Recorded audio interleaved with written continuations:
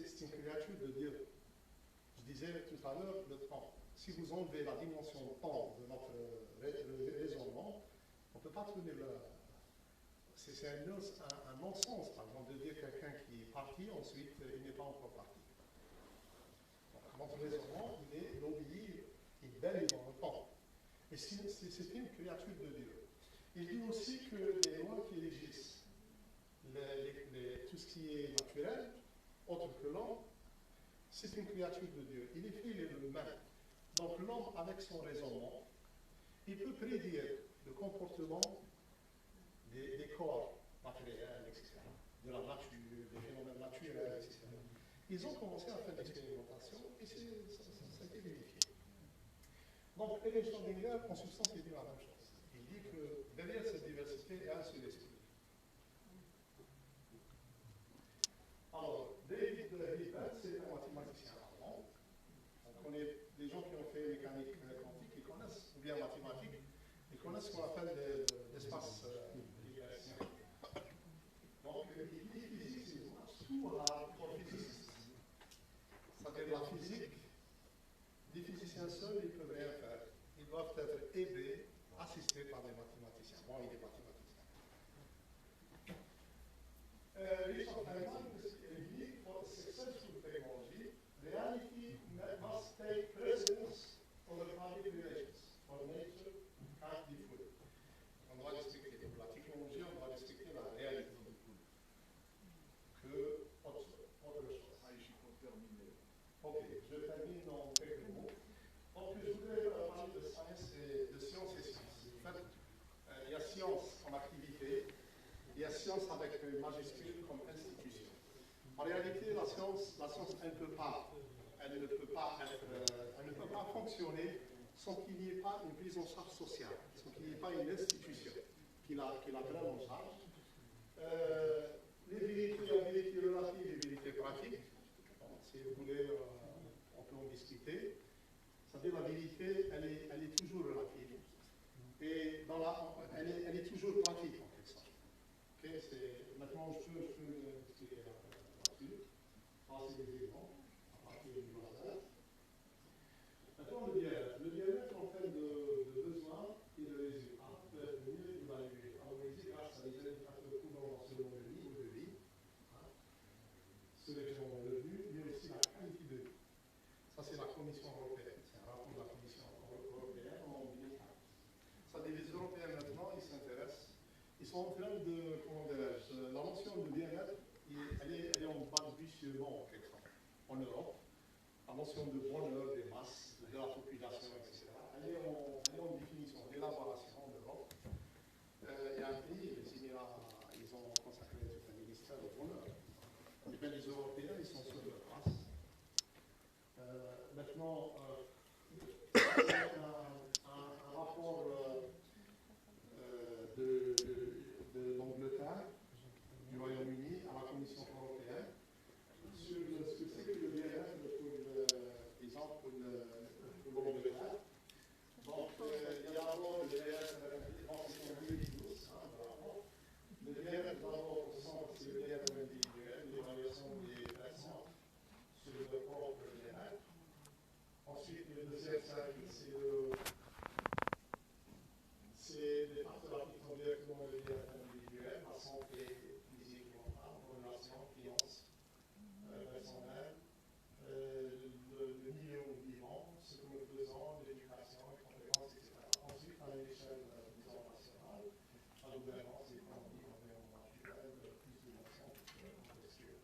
Donc, je passe. Il y a aussi l'idée d'évaluer les délais par rapport à l'IDH, c'est-à-dire c'est le développement humain. L'IDH est un peu, je dirais en guillemets, presque obsolète. Il est basé sur le l'équilibre environ, l'espérance de vie, le niveau d'éducation. Il y a un classement des pays, donc l'IDH, généralement c'est des pays développés. Ok, je vais répéter. Ça arrive, le l'IDH en 2040 sont la géographie. Je l'ai dénoncé au Palais deux fois. Pour le ministère par exemple, la science motive du plaisir intellectuel, l'enfance ne porte pas d'instruction sur comment utiliser les scientifiques dans les similitudes arrivées bien avant l'université. Je dis que science is a real activity for being ethical. Je ne vais pas parler d'éthique, vous l'avez aimé, and prosperous. As dans, bon, je préfère sans que, as vous avez eu des discussions avec les gens de moins de détails. Je vous remercie.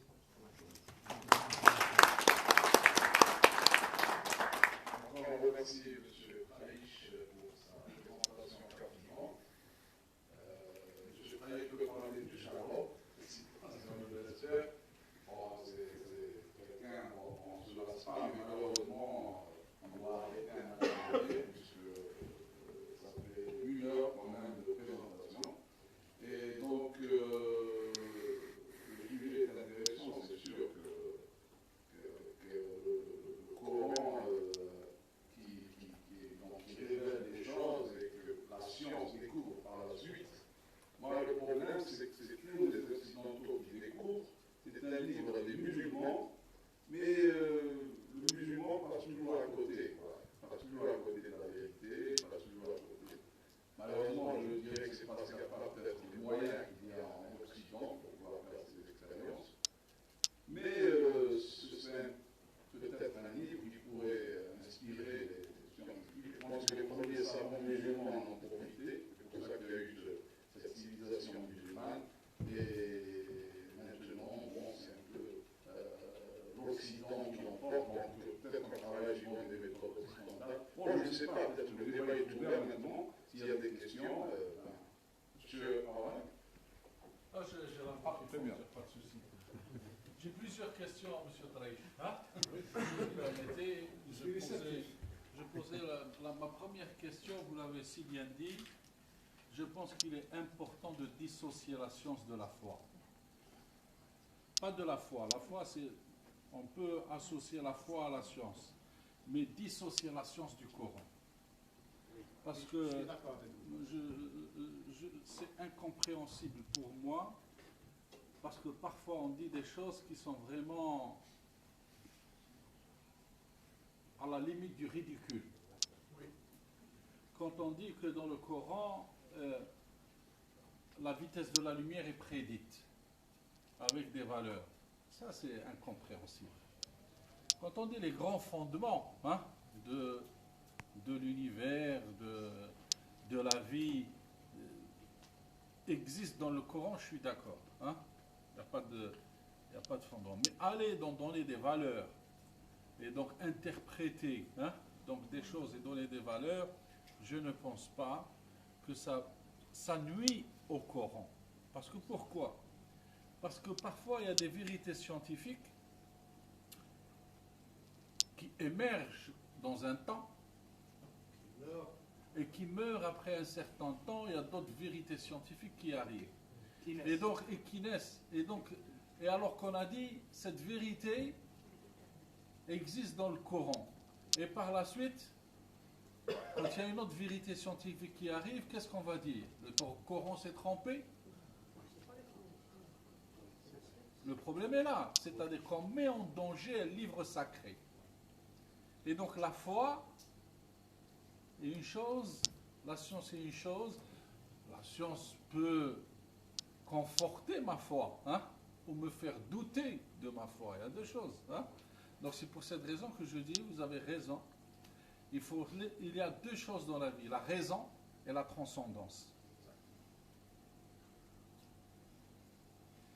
Et la raison, parce que si la raison n'existe pas, ça amènerait à des choses très dangereuses. Et si la transcendance n'existe pas, le bien n'existerait pas. Donc c'est pour ça que j'ai dit, il faut qu'il y ait cet équilibre, et laissons le Coran, d'accord, comme un instrument, d'accord, qui nous permet d'aller vers cette transcendance, mais de ne pas le faire comme un instrument et à tout prix résoudre. Bah oui, parce que la vitesse du Coran, la vitesse de la lumière est dans le Coran, ou d'accord, soyons sérieux, Soyons sérieux. Donc c'est pour cette raison que je dis, laissons la science tout, comme tu l'as dit. شو ربي قال لك يا محشر الجن والإنس إن استطعتم أن تنفذوا في أقطار السماوات والأرض فانفذوا ولا تنفذون إلا بسلطان. Ça veut dire que allez chercher les vérités, d'accord? Allez chercher les vérités de cet univers, d'accord? Mais il y a des limites qu'il ne faut pas dépasser. Je pense que la seule chose que je peux dire et que je peux être avéré dans le Coran, c'est-à-dire que Dieu nous demande de chercher la vérité, d'accord? Et d'assouvir notre curiosité et de trouver le pourquoi et le comment. Mais aller à dire des choses, hein, d'accord, qui ne... Parce que quand on donne une interprétation, on dit dharra, d'accord? Et on dit que le dharra c'est la tombe. C'est pas possible, hein, d'accord? On dit que le dharra c'est le plus... On sait que le dharra c'est pas la chose la plus petite, hein? Donc ça veut dire qu'on a confondu quelque chose alors que cette chose-là, d'accord, c'est pas ce que veut dire Dieu. Donc c'est pour ça que j'ai dit, ça c'est ma première. Maintenant je laisse et je passerai aux choses scientifiques. Mais là, je vous suis, la science, comme vous l'avez dit, Dieu nous incite à observer. Ça c'est important. L'observation est importante, d'accord? Et comme vous l'avez bien dit, l'observation a été introduite la première fois, l'expérience par Ibn al-Haytham, ça c'est important. Ah, j'ai encore des questions, mais je laisse les autres s'il y a d'autres questions. Hein? Moi, je reviendrai sur votre présentation. Donc, j'ai pas bien saisi. Donc, vous avez parlé du TRF.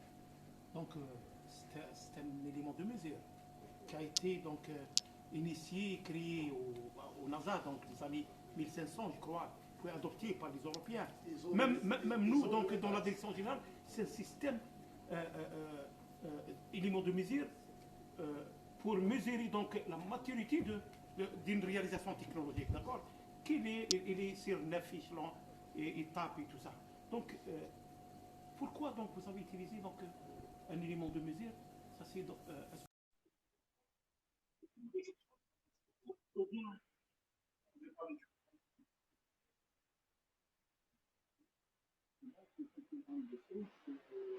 Évidemment, l'indique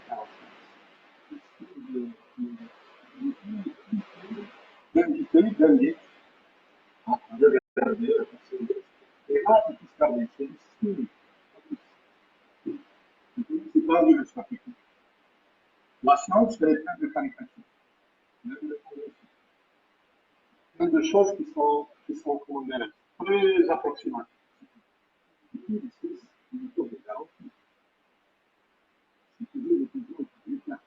C'est universel. Si vous mettez le Coran comme un livre scientifique, vous n'allez pas avec les noms musulmans. Mais c'est juste ici. Ici, qui indique la souveraineté.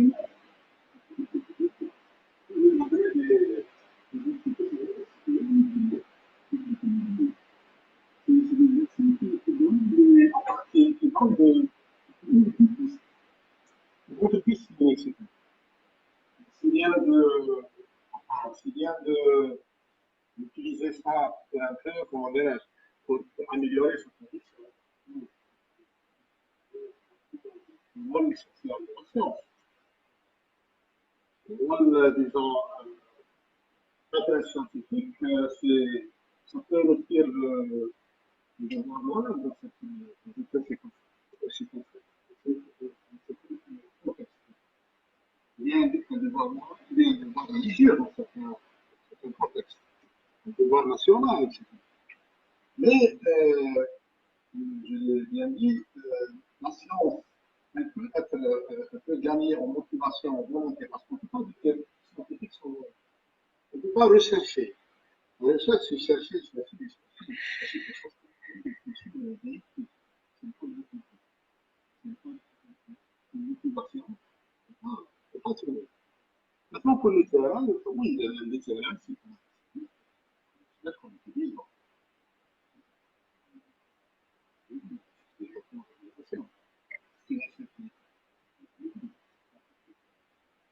un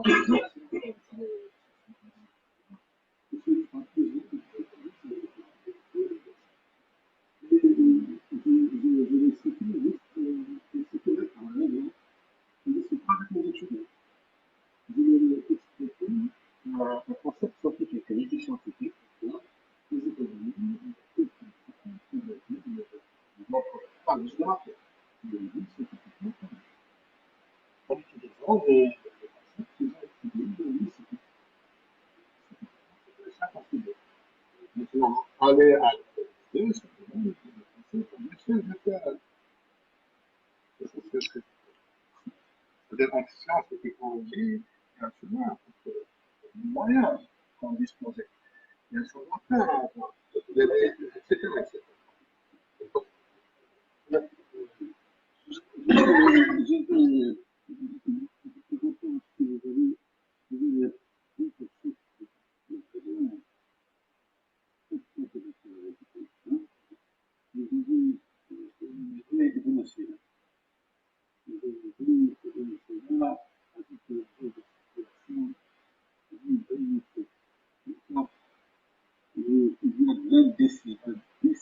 L'indécidabilité, l'indécision, l'indécision.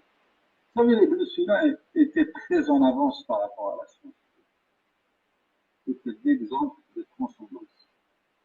En fait, tu sais bien, je l'ai dit la dernière fois, en 1934, Gödel énumère un théorème qui s'appelle le théorème de Gödel, le théorème de l'incomplétude. Que la science est incomplète et incohérente, qu'il existe des théorèmes pour lesquels on ne peut démontrer qu'ils ne sont ni vrais ni faux. Donc, si quelque chose qui est ni vrai ni faux, quelle est la situation? Ça veut dire qu'elle est incomplète et elle est incohérente. Donc, ça veut dire que Ibn Sina, quand il a dit qu'il y a des choses où il y a une indécision, je ne peux dire si c'est vrai ou si c'est faux, si quelqu'un est malade ou il n'est pas malade, d'accord? Ça ne veut pas dire que la science n'est pas bonne, que les sciences médicales, et qu'on relègue les sciences médicales à, à une science, d'accord, de second ordre. Non, il était en avance. Toutes les sciences aujourd'hui, toutes les sciences sont incomplètes. Il faudrait revoir la science, revoir tous les concepts qu'aujourd'hui, il y a quelque chose qui manque. Et cette chose qui manque, personne aujourd'hui n'a trouvé cette chose qui manque pour justement transcender cette incohérence et cette incomplétude. D'accord? Donc, ça ne veut pas dire qu'on est dans ces... Parce que la logique, Godel est un logicien.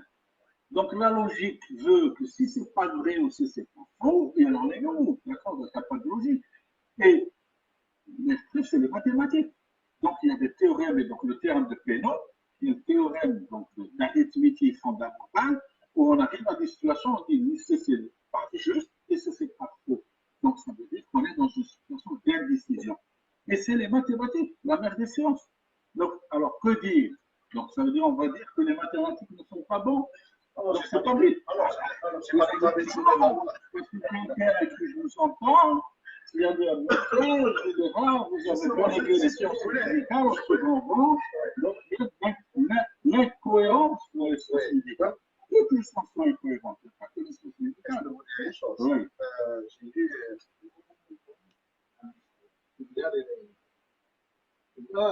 il transmet les sciences. Il y en a, c'est des sciences.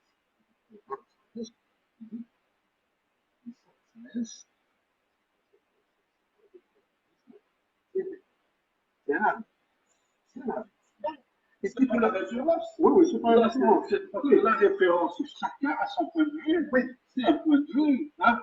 C'est pas le paragraphe, c'est pas la connaissance universelle. Oui. Chacun a son point de vue par rapport à ça. C'est pas parce que c'est un musulman que je dois me référer à lui. Non, non, non, je veux faire pareil. Vous devez vous référer à vous-même. Moi, je dis même. C'est pas toujours décidé.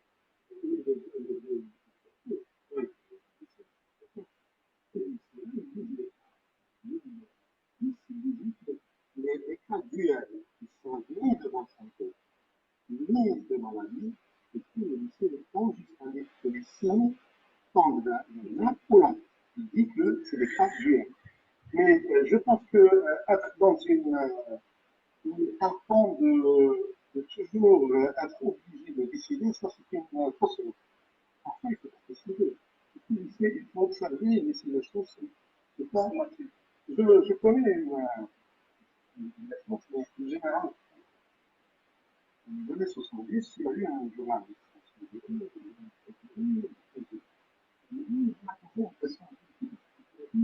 Vous avez deux cas de dossiers chez vous.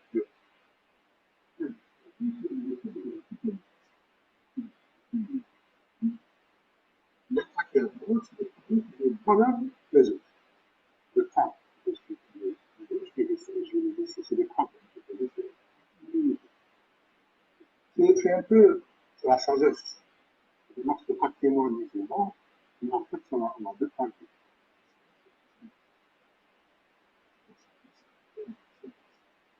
Ça doit comprendre les.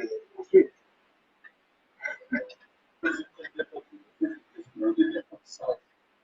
comment qualifiez-vous un stage? Quelle est la qualification d'un stage? Vous savez qu'est-ce qu'on dit?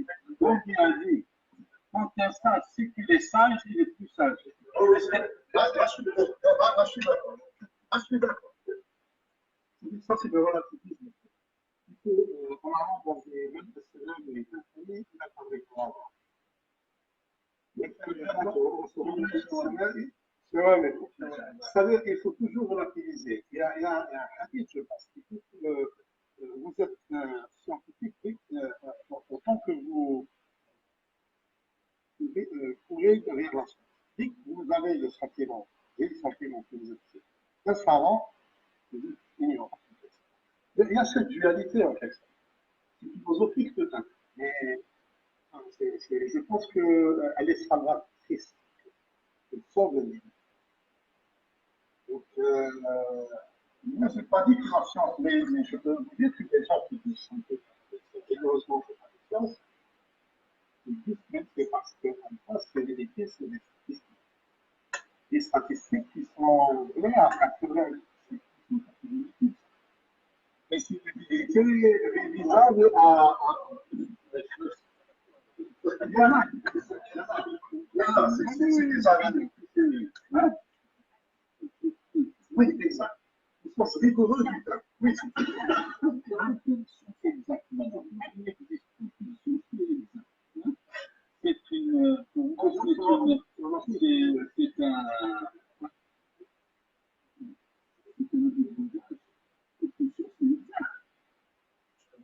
On va définir les sciences qui est exact. Hein? Je peux vous donner un exemple. Un exemple de science exacte. Hein? Je peux vous donner un exemple. En physique, par exemple,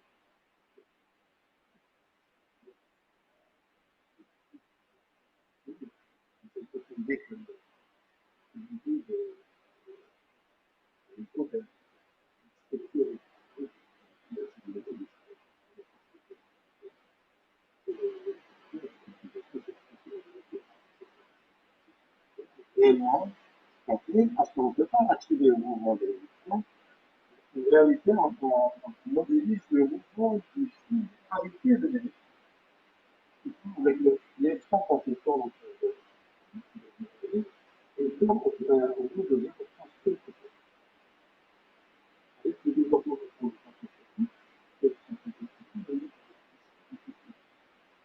avec les électrons, les radios, c'est bien cette question. Donc,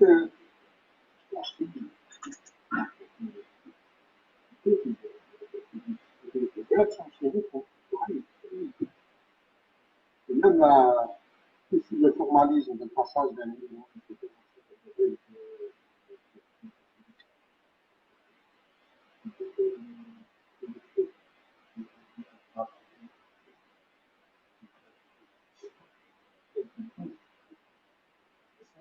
ça suffit à la vision, c'est pas de la physique là. Si je regarde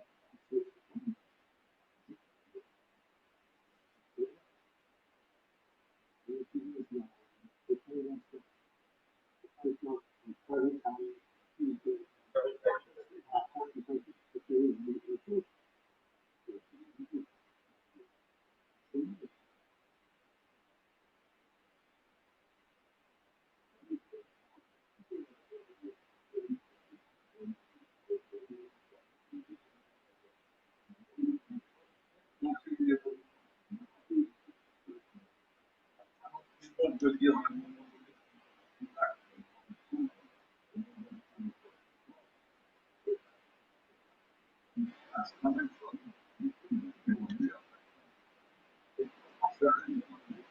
c'est un signe de bonne santé de la science en fait. C'est-à-dire cette mise en cause permanente, c'est déjà toujours de la religion. Et là, quand il avait utilisé un mot, il joue dans l'autorité. C'est ça, l'Einstein. Et finalement, il a cherché toute sa vie la progression. Il était, enfin, il était religieux, en fait. Il disait, je pense que ça était marqué dans le voyons. Ça, c'est un problème. Il n'acceptait pas l'indéterminisme. La science, c'est vrai.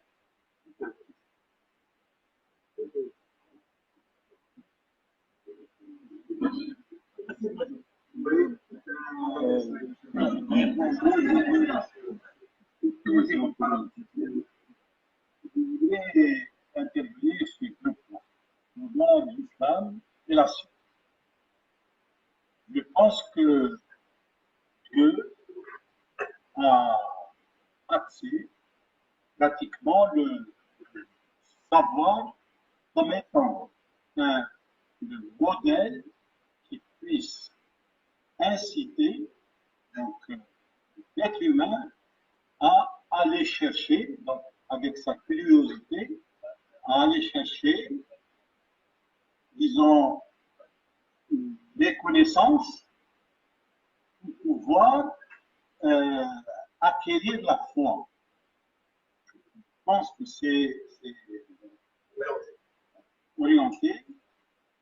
Maintenant, le dire que le Coran ne contient pas la science, je pense que le Coran contient un peu les sous-bassements, les grandes lignes, permettent de comprendre, de découvrir la science actuelle. Donc, je pense qu'il y a plusieurs versets dans le Coran qui ont expliqué de manière, disons, très élégante donc, la formation du fœtus. Mais je pense que aujourd'hui, aucun médecin ne peut nier, ne peut contredire ces étapes. Et de là, enfin, raison de plus que le Coran a été pratiquement insufflé ou نزل الوحي على الرسول صلى الله عليه وسلم était ignorant. Alors, comment un ignorant pouvait donc dire le Coran? Je pense qu'il y a deux parties. La première partie, c'est d'abord son élégance de la langue arabe, puisque le Coran est arrivé au moment où l'Arabie était au summum de son niveau en arabe. Alors qu'aujourd'hui, vous allez en Arabie Saoudite, je peux vous assurer qu'ils font des erreurs d'arabe qu'un bon élève, je dis bien un bon élève, ça mustawa, ça الآلية تاع brevet de français mais donc ça c'est le premier point. Le deuxième point c'est les connaissances scientifiques, mais les connaissances scientifiques n'ont pas été immédiatement perçues, parce que pratiquement la science évolue chaque jour. On peut capter ou assimiler une théorie et on se dit, oui, effectivement, le Coran a prévu ça. Le Coran, par exemple, le hadith, Dieu a montré à Sidna Zulkarnain, pratiquement, comment faire fondre la cire. Il a montré à Sidna Nuh comment le principe chimique, comment fabriquer un bateau, alors qu'à l'époque, la poussée d'Archimède n'a été connue qu'au 14e ou 15e siècle. Donc, dans le Coran, il y a la science, et la science, pourquoi elle est dans le Coran? C'est pour pousser les gens, parce que les musulmans, enfin, ceux qui adhèrent à l'islam, n'ont pas le même niveau.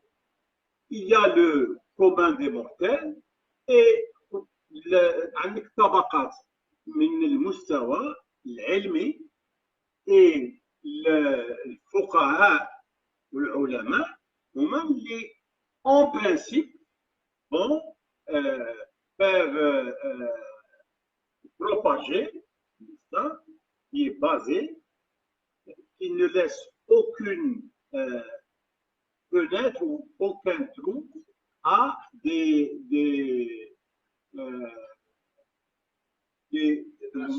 brèches aux mauvaises interprétations. Et donc, pratiquement, la science fait partie intégrante. Lorsque vous parcourez le Coran, malheureusement, pour faire ça, il faut avoir deux choses. Être connaître la langue arabe, parce que vous ne pouvez pas l'articuler sur une traduction pour comprendre le Coran. Et il faut aussi avoir un niveau scientifique, chose qui n'existe chez les musulmans actuellement. Soit vous avez le musulman, le faqih, lui, pratiquement, il ne connaît que les versets du Coran. Bon, il essaie de les interpréter ou en s'ennuyer. Vous avez le scientifique, malheureusement, qui ne connaît pas, en général, de manière profonde, la langue arabe, et donc il ne pourra pas aller puiser les subtilités. Ça, c'est pour ça. Le deuxième point que je voulais c'est la science. La science, je pense qu'elle a, c'est comme un être humain, enfin, qui est né, qui grandit, qui meurt, et avant de mourir, elle donne naissance à un organisme. Ça veut dire que pratiquement la science évolue. Ce qui était une vérité hier ne l'est plus aujourd'hui. Les cas les plus simples, vous avez cité par exemple le modèle de Bohr ou bien les règles de sélection ou les transitions. Aujourd'hui, on ne peut comprendre ou maîtriser ce phénomène que si on a un appareil de mesure. La science ne peut avancer qu'après l'interprétation, l'expérience plusieurs fois répétée. Il n'y a aucune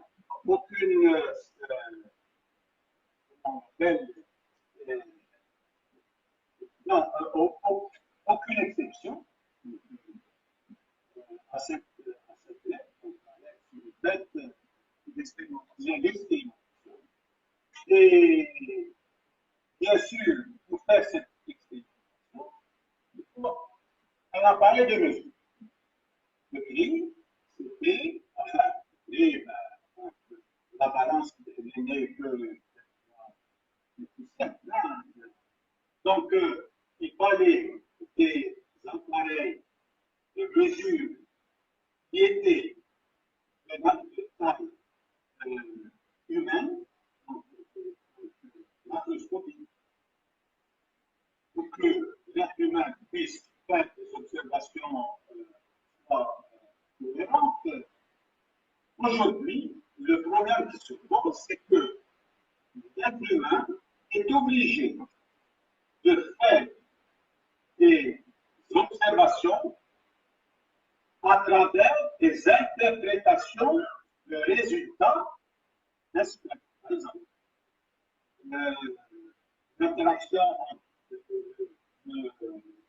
les matières, parce que au niveau microscopique, l'appareil de mesure que l'on utilise perturbe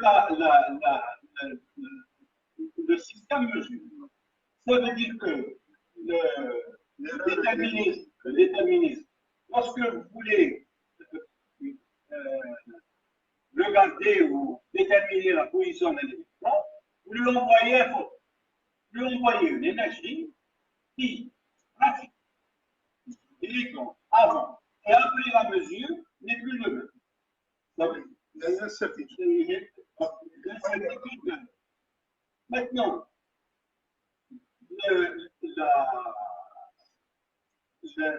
là, on va connaître l'année, dans un siècle, dans 2 siècles, peut-être qu'il y aura des appareils de mesure, de véritables appareils de mesure qui pourront être utilisés pour regarder, pour positionner l'électron, pour positionner le photon, parce que la science ne s'arrête pas. Et c'est marqué le temps.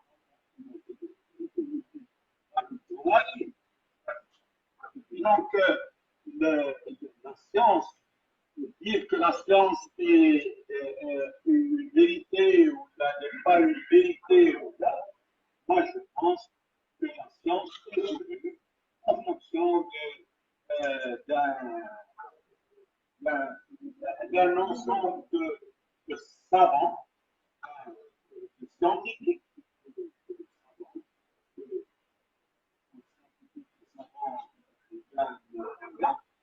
et donc, pratiquement, notre manière de regarder le monde, moi je pense qu'il y a un phénomène, même avec l'art. Prenez par exemple, vous avez cité l'art.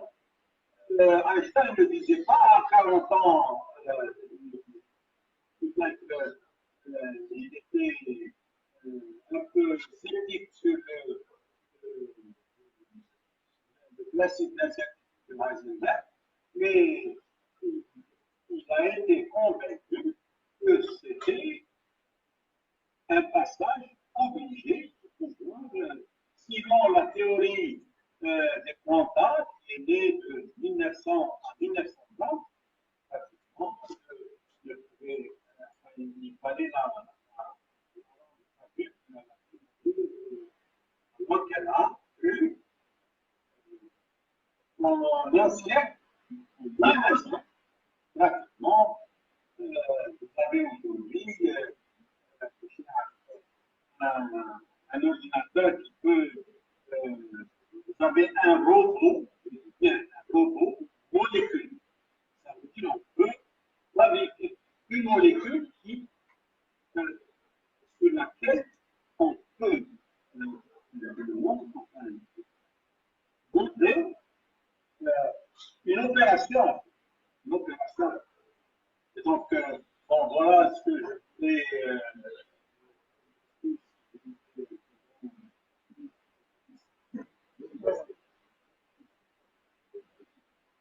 Je suis quand même d'accord. Vous dites que oui, tout le monde est économe. Franchement, c'est dramatique. Il est toujours du problème. Il est toujours des élèves, du problème des élèves. Tout ce qui est sanitaire, la vie, etc., les humains, ça c'est un signe de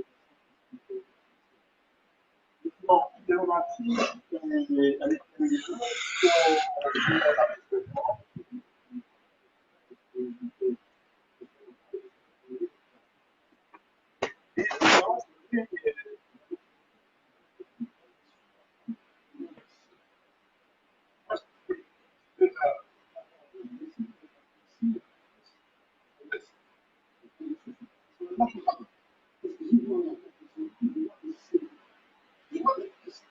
puisque là, on peut faire ça, c'est des impatients, ils vont dire, la distribution, il y a aussi les artifices. Voilà, les artifices. C'est vraiment la consomme. Et dans le corps, il s'adresse à ça. Si vous prenez par exemple l'indexie qui dit, c'est le physique, il y a 10, l'humanité, on va voir à la vie, on va le dire à la part.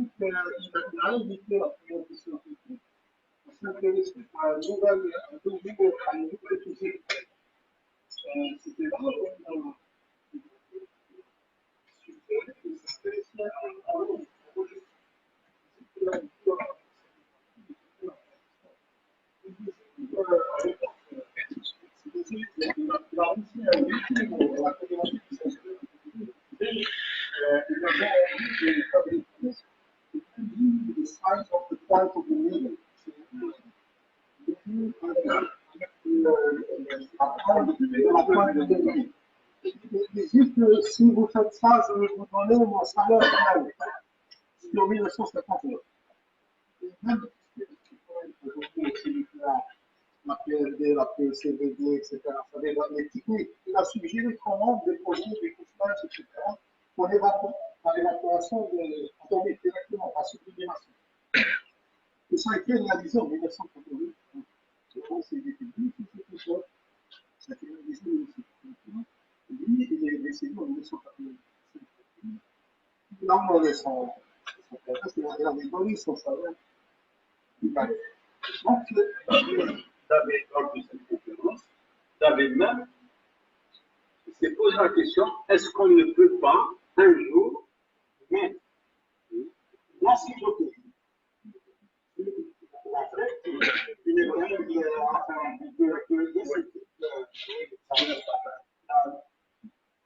en effet, donc, avec la particularité, c'est la tête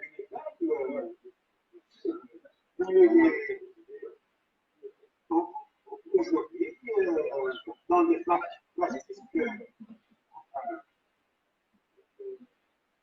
si vous connaissiez les balbutiements de l'informatique des années 60, moi je n'ai pas encore donné les années 40.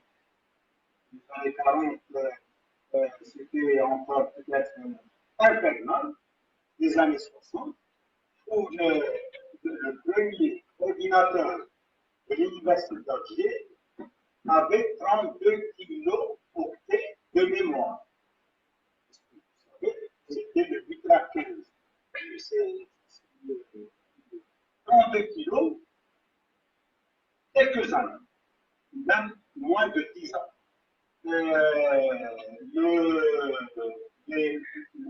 86, la T30, Texas, avait plus de 32 kilos. Donc, elle était sur, et ce Vitra 15 avait une salle,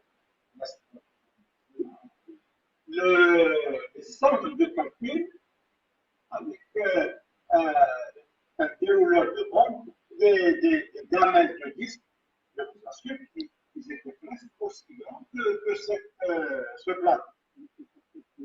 Avec les calculs,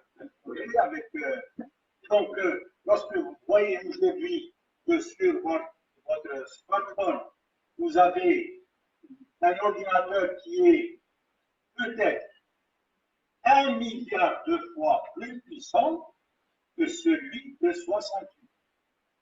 Plein de Vitra 15 ou. Donc, la science a fait des avancées énormes. Si vous permettez,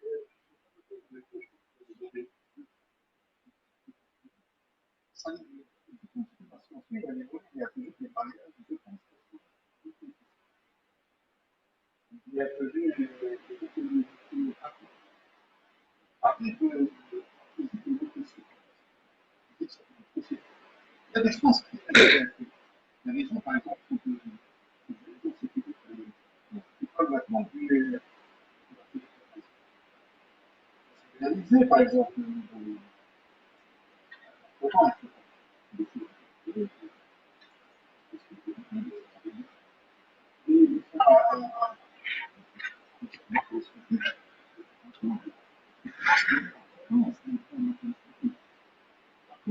comment laparoscopique, vous avez le problème de la masse. C'est que à la télé, pas la télé, c'est pas vrai que le proton se déplace à la vitesse appliquée. Si vous prenez un corps, on n'a pas de masse. Si vous prenez un corps qui a une masse, s'il se propage à la vitesse de la lumière, ça veut dire que son énergie devient uniquement. Il y a un autre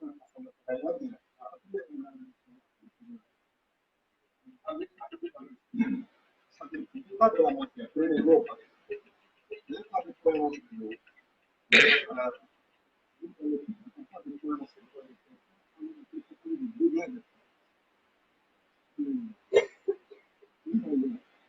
Je peux scanner à travers le monde.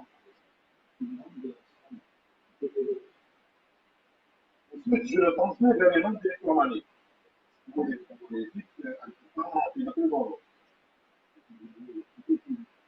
Ensuite, je reprends le même état de cohérence que j'imprime sur le monde électromagnétique, je reprends sur la table. Je vais récupérer ailleurs, je vais transformer dans un environnement d'instrument, je vais imprimer sur la table. En fait, à condition que le corps matériel peut être cohérent. Et comme on sait, c'est pas évident d'avoir un corps macroscopique à un état de cohérence de température pour organiser ça. Il ressemble à une température de l'enfant c'est des constellations aujourd'hui un peu avancées, mais il y a certaines barrières physiques qui ne sont pas réellement franchies. Il y a des gens qui c'est-à-dire, comment dirais-je, pense que quelqu'un ailleurs, je pense que la science-fiction.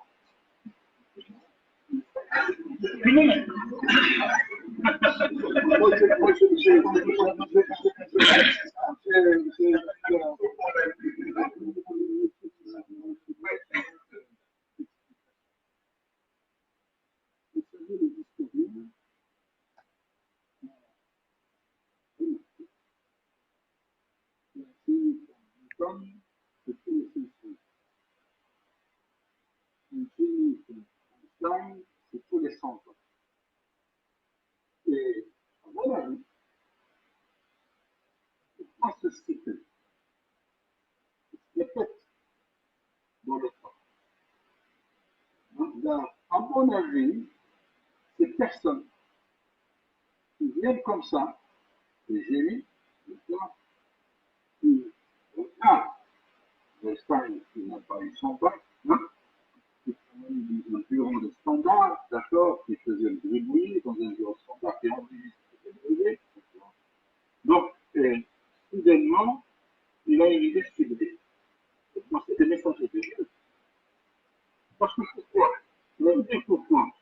Parce qu'à un moment donné, la science ne peut pas évoluer, vous dites que c'est une frontière. Voilà, si on est devant une frontière, on ne peut plus aller au-delà et répondre aux besoins de l'humanité. L'humanité est en panne. La science est en panne, l'humanité est en panne, elle ne progresse plus. Et donc, Dieu, la révélation se fait. Dieu envoie quelqu'un pour débloquer la situation. Il sublime une personne avec une idée extraordinaire. C'est un bon. Et puis, ça se développe. La mécanique classique, la relativité, la mécanique quantique. Donc, il se peut. Ça veut dire que si je suis ce cycle, ça veut dire qu'en 2020, il y aura un déclic dans la science. Parce qu'aujourd'hui, si je prends la physique, ça fait 50 ans qu'il n'y a aucune nouvelle théorie qui a été mise au point. Depuis 1980, il n'y a aucune avancée importante dans la physique. Nous sommes restés à la théorie des cordes et ça n'avance plus. 50 ans qu'il n'y a eu aucune avancée significative. Aucune, non. D'abord la théorie, et ensuite Einstein, quand il a fait la relativité, il l'a fait en 1905. Le GPS et les satellites, c'est en 1970. Hein, qu'on a trouvé une application de la relativité. Mais bien avant, on ne pouvait pas trouver une application technologique de la relativité. Donc c'est pour ça que je dis. Il y a aussi le je dis d'abord, on ne peut pas concevoir une technologie si on ne se base pas sur une théorie. Ça ne peut pas se faire. Vous faites de la technologie si vous n'avez pas de fondements théoriques, vous ne pouvez pas faire de la technologie. Donc aujourd'hui, comme vous avez dit, la téléportation, etc., etc., c'est pas un besoin sécuritaire, c'est pas un besoin sécuritaire, parce qu'aujourd'hui, on n'est pas encore arrivé à une théorie qui permet de faire ceci. Mais on téléporte les objets. Ça, c'est sûr. Les objets se téléportent. Quand vous dites qu'on ne téléporte pas une âme, c'est-à-dire un être vivant, c'est impossible parce qu'il y a une âme à l'intérieur, d'accord? Mais téléporter des objets, les scientifiques arrivent à téléporter des objets d'un endroit à un endroit. C'est faisable de maintenant téléporter un objet. Mais téléporter une âme, parce qu'un objet, même si vous le téléportez, même s'il change de structure, ça ne pose pas de problème. Il restera toujours insolite. Mais un être humain, si vous changez de structure, vous allez changer génétiquement. Et c'est le fameux fil de la mouche, si vous avez vu le fil de la mouche. On le téléporte, il y a une mouche qui rentre dans l'appareil, on change le code génétique, et puis l'homme devient une mouche. Hein, quand il est téléporté. Donc, la science aujourd'hui, on ne peut pas dire qu'il y a des frontières. C'est des frontières par rapport à nous. Par rapport à notre connaissance aujourd'hui. Mais ils arrivent à peut-être un messie dans la science qui va débloquer la situation avec une nouvelle physique. Parce que qui aurait dit qu'en 1500, quand Newton est arrivé, qui aurait dit qu'en 1500, quand Newton est arrivé, qu'il y avait à avoir de la relativité? On parlait que le temps était absolu à l'époque. Qui parlait du temps qui est relatif? Personne n'osait dire que c'était impossible. Hein? Impossible. Hein?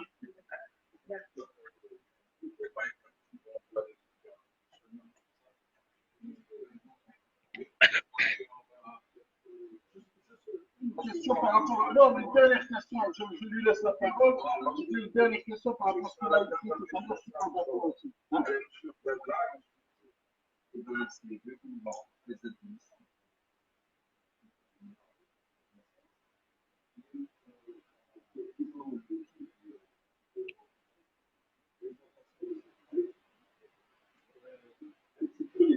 vient de m'interpeller. Est-ce que justement, on peut avoir la conscience de quelqu'un sans avoir la conscience? Je vais utiliser la même réponse qu'a Feynman, c'est que l'immersion, c'est sûr.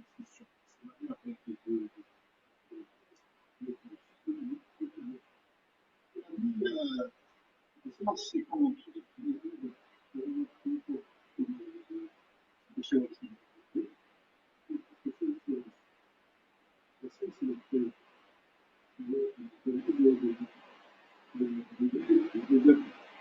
mais la décision vous incombe.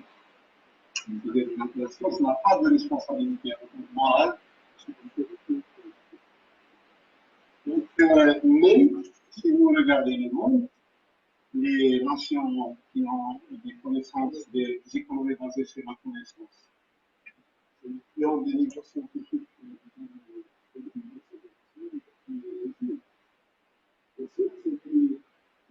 les sources de puissance.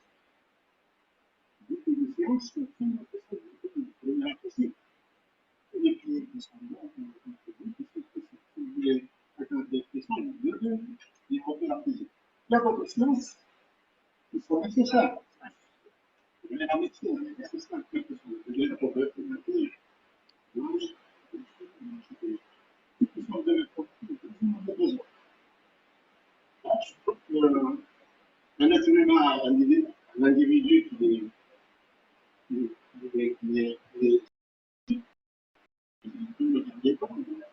l'appréhender pendant des situations, mais la science, c'est un bon outil. Moi, quand on vient faire l'ensemble d'exposé, et introduire la notion d'État. Vous avez dit que l'État, donc, voilà. Je vous pose la question fondamentale. Si vous avez le déterminisme et l'indéterminisme, l'activité et la détermination. Beaucoup de gens apparentent ça au hasard et au destin. Le destin, c'est le déterminisme. Et le hasard, ils disent que c'est la mécanique. Quelle est la position? Maintenant, je pose la question. Est-ce que vous voulez faire entrer dans la religion, la foi, dans la science? Quelle est la position de la religion par rapport à la mécanique quantique, à l'indéterminisme?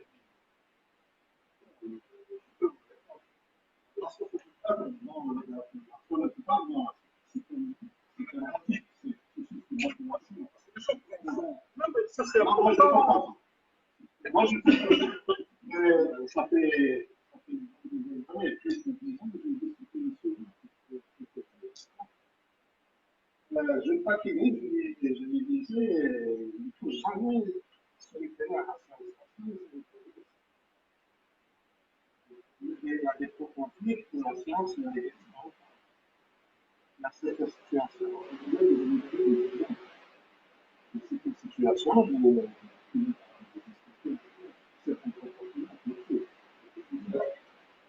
la science, il faut l'appréhender comme un cadre béni de Dieu. En fait.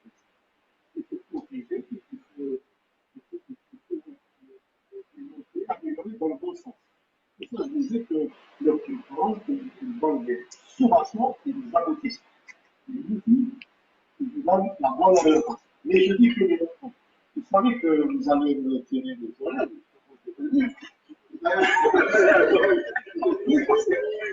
On va venir mon bout. Parce que, en fait, j'étais, c'est le Coran. Je suis ça. C'est-à-dire que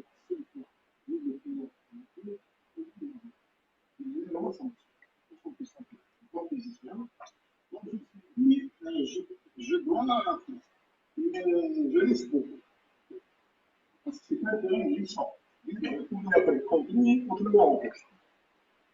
Maintenant, je reviens à la dernière particulière, je te dis ça parce que j'avais posé au départ, là, vous, dans votre transparence, vous avez dit la causalité.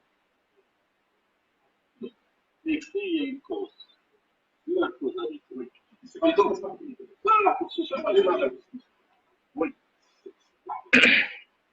La physique est basée aujourd'hui sur la causalité. Donc, si je prends référence, la causalité, le destin n'existe pas. Si j'admets le principe de la causalité, le destin n'existe pas. Je crois pas que vous passez de 1 à 0. C'est normal, pas de 1 à 0.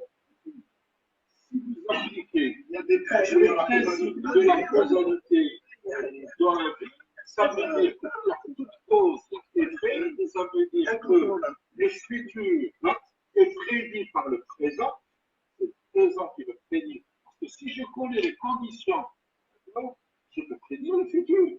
C'est ça la causalité. La cause. Mais c'est pour ça que j'ai dit, si j'admets l'indéterminé, si j'admets la mécanique quantique, je remets en cause le principe de causalité. Je rentre dans ce que j'appelle la rétrocausalité. Qu'est-ce que ça veut dire la rétrocausalité? La rétrocausalité, c'est la copie conforme du destin. Ça veut dire, parce que pourquoi? Parce que quand on parle du destin, ça veut dire quand on dit que Dieu nous a déjà prescrit notre destin. Quel est le libre arbitre? Quel est le rôle du libre arbitre? Quel est le rôle de l'homme, puisque Dieu nous a donné une intelligence? Si Dieu nous a donné une intelligence, d'accord? Donc, et il nous a déjà prescrit le destin. Alors, quel est le choix que je dois faire? Quel est le choix que je dois faire? Alors, même dans la rétrocausalité, je vais vous dire, dans ce qu'on appelle la double causalité. Ça veut dire Dieu nous a prescrit, quand on est en test, 5 destins.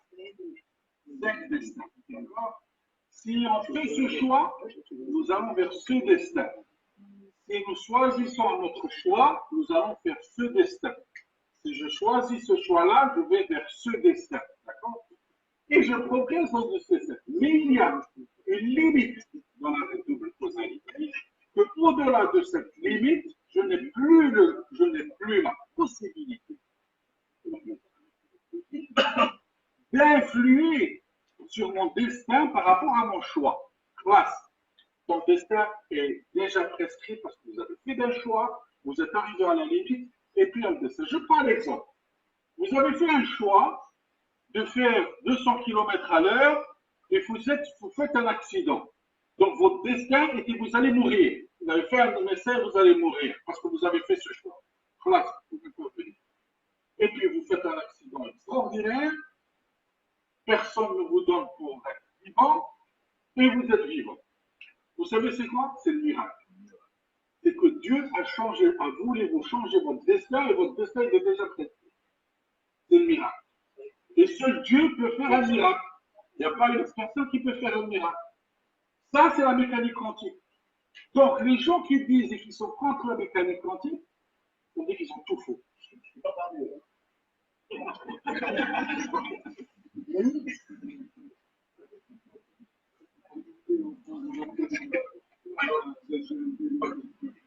Je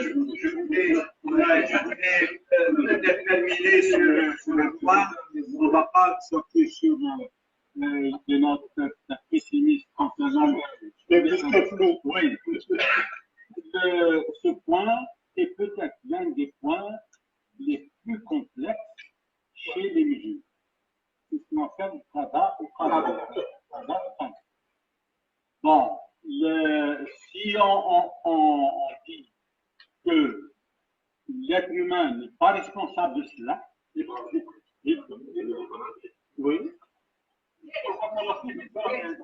il est responsable. Bon, s'il est responsable de ces actes, ça veut dire que Dieu ne sait pas qu'est-ce qui va advenir pour cet être humain. Si on prend l'hypothèse contraire, si on dit que l'être humain n'a aucune responsabilité sur ce point, ça veut dire que c'est Dieu qui lui a prescrit la placer pratiquement son parcours naturel, et donc Dieu sait auparavant, avant sa naissance, il sait, il a الإنسان هذا يكون من أهل الجنة ولا من أهل النار. Et donc, c'est un domaine très complexe que seuls, je pense, les philosophes et les philosophes musulmans, qu'est-ce qu'ils disent? Ils disent que Dieu a la possibilité, avant qu'on ne naisse, de connaître notre réaction vis-à-vis d'un événement ou de l'autre. Ça veut dire que l'être humain est en même temps responsable, mais Dieu sait auparavant la notion du temps. Parce que la notion du temps, aujourd'hui, pratiquement, nous, on ne sait pas ce qui va advenir dans une minute. Dieu on n'est pas dans le même référentiel. Dieu, c'est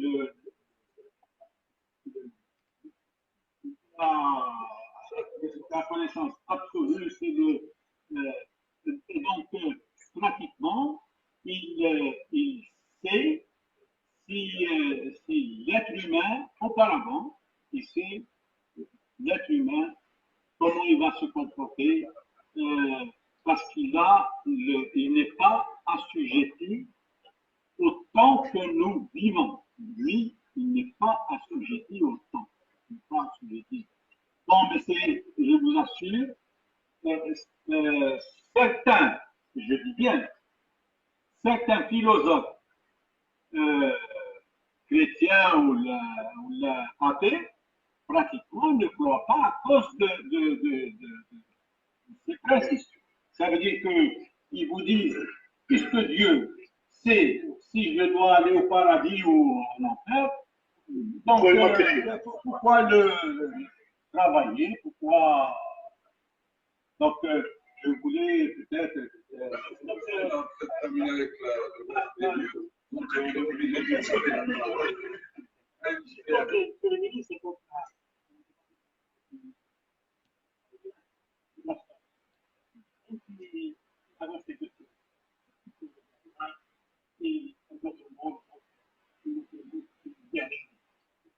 Même dans les mathématiques, il y a des réflexions. Donc, les années 1700, donc on regarde l'avancée de plus de 3000 familles. Donc, oui. Donc, comme il a une armoire, donc quelque part, dans un niveau, il sait qu'il passe en temps. Il y a quelqu'un qui vient et il avance des familles pour l'humanité. Donc, soit nous vivons dans un monde réglé, bien réglé, soit c'est la théorie du hasard, c'est des mondes en parallèle. Là, même il a lancé, donc il a exposé donc, cette théorie donc, mythique qui reste donc, toujours en cours de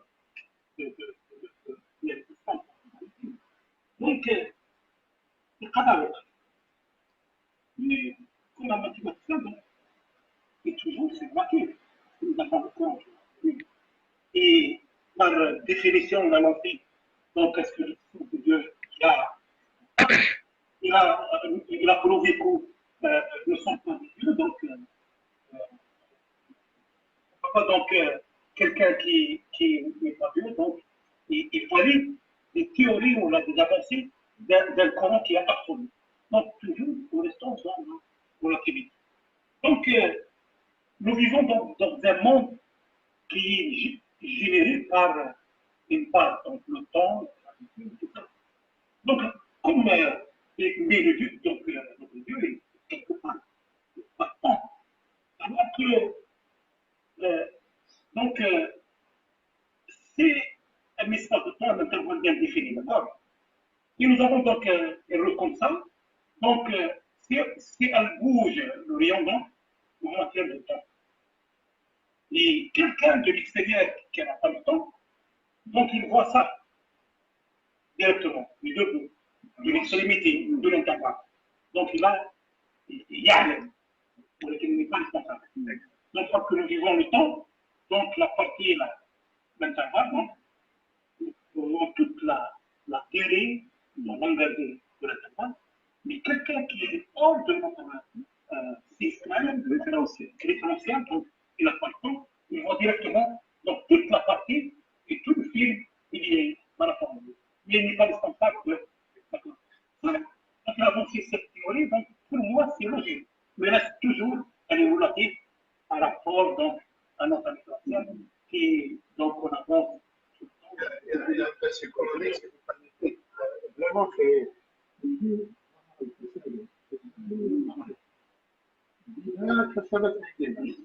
Parfois, c'est particulier qui me rappelle des changements climatiques. La contribution de l'homme, le dérèglement du système climatique. Il y a possibilité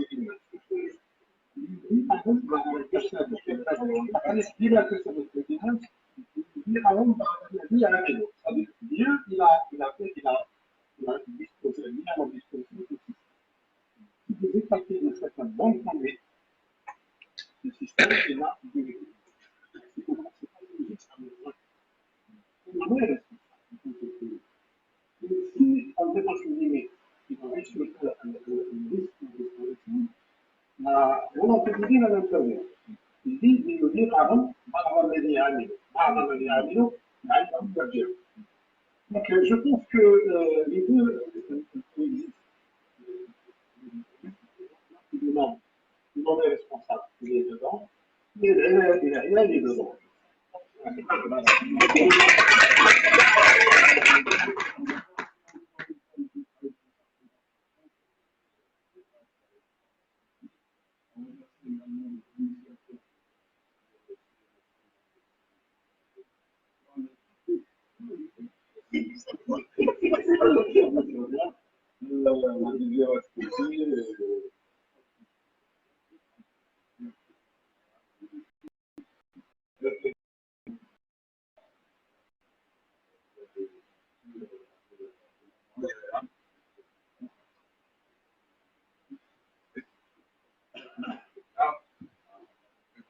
Il peut durer, je pense, plusieurs jours.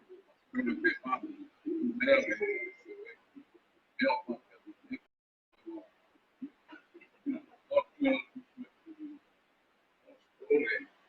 Demain, donc, nous avons le CDR, et donc le CDR a invité le professeur Benafri de l'Université d'Angers pour raconter les sciences pendant l'Empire ottoman.